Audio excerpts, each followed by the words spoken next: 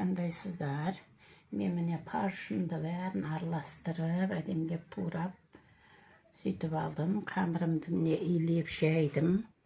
Енді kesip қазір sizlerge көрсететін боламын. Мант істемекшімін. Жайып, мындай кесіп алдым.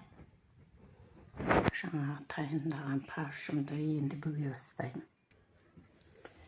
Не қыздар түйіп болып қалдым.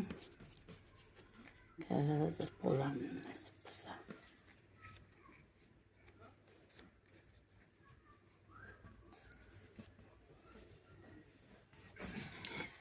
Мінекей бәрін түйіп болдым. Қазір қазанға саламыз. Қазір қазанға 45 минутты қоятын боламын. Етіміз пісті. Қазір тәлкіге салып. Міне достар, ауқат пісті. Әдем болып үстіне сармайды жағып. Қазір сметанға батырайып жейтін боламыз. Сіздер де істеп көріңіздер.